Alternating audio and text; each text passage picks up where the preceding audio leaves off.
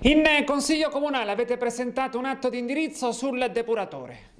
Sì, io ho preparato un atto di indirizzo, è stato immediatamente sposato dal Consiglio Comunale in toto, ma lo ha controfirmato anche il consigliere Marchetta, poiché lo stesso atto di indirizzo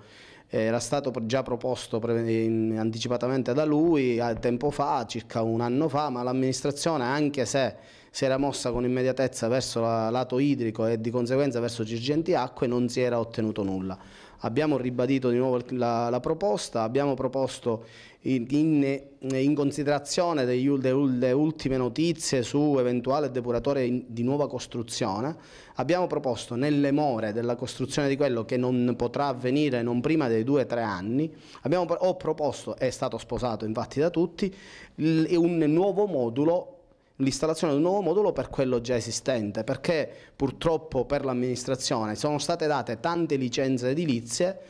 per le quali in questo momento non si permette l'allaccio. L'avevo proposto in tempo fa, ho portato avanti questa mia battaglia, ieri finalmente abbiamo dato l'atto di indirizzo all'amministrazione, adesso con la speranza, attenzione, nello stesso atto di indirizzo abbiamo scritto che l'atto di indirizzo sia inoltrato direttamente alla Girgenti Acque, onde evitare perdite di tempo ed altro.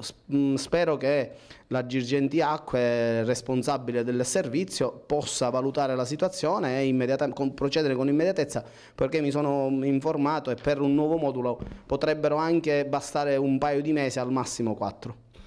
Contestualmente avete anche firmato una interrogazione nel merito dell'area adibita attualmente da sempre ad ospitare il mercato di Piazzale Ugo La Malfa del venerdì. Sì, ho presentato regolare interrogazione all'amministrazione, poiché su segnalazione di alcune persone sono venuto a conoscenza che l'area dove insiste il mercato del venerdì non sarebbe di proprietà del comune ma bensì di privati. Io in quell'area vedo luci comunali, in quell'area insiste un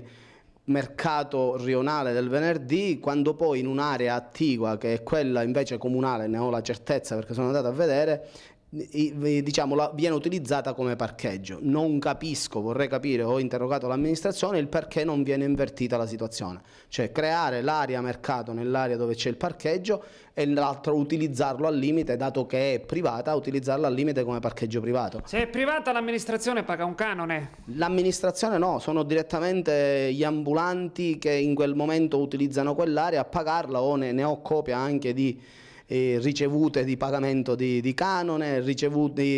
copia di contratti. Siamo all'assurdo. Agrigento non lo so, la legalità secondo me forse se vado addentro non esiste in nessun campo, però spero di riportare la legalità in ogni ambito che mi viene segnalato. Cioè, mi duole dirlo, ma a questo punto oltretutto sono venuto a sapere pure che le licenze dei signori che utilizzano il mercato non sono in regola con il regolamento comunale.